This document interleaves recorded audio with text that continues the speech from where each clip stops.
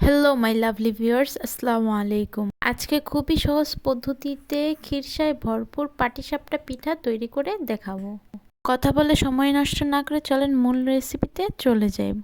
প্রথমেই খিরসা তৈরি করে নিব। তার জন্য আমি দুধ জাল করে নিয়েছি। এর থেকে কিছুটা দুধ আমি নিয়ে নেব। এরপর এর মধ্যে দিয়ে দেব পোলাও চালের পেস্ট, দিয়ে ভালো করে মিশিয়ে নেব। আর দিয়ে দেব স্বাদমতো লবণ, দিয়ে ভালো করে মিশিয়ে নিয়ে জাল করা দুধের মধ্যে দেব। আর একসাথে কিন্তু দেওয়া যাবে না।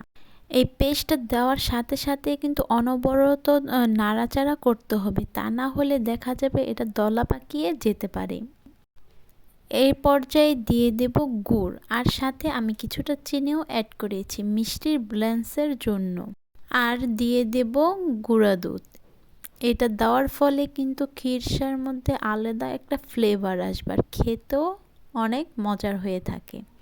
এই পর্যায়ে খিরসা আমার তৈরি হয়ে গেছে।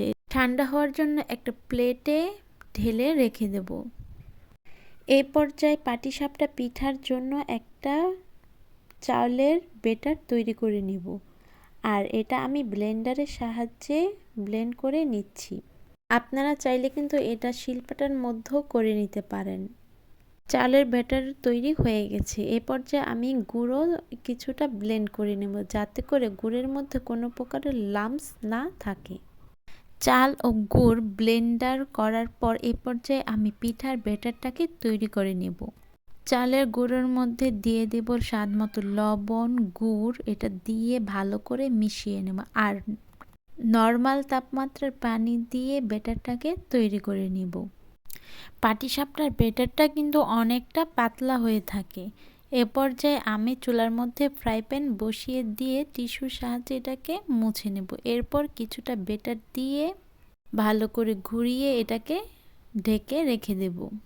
কিছুক্ষণ পর ঢাকনাটা তুলে দেখব হয়েছে কিনা। যদি হয়ে থাকে এর মধ্যে খিরসা দিয়ে ভালো করে মুড়িয়ে পিঠাটাকে তুলে নেব।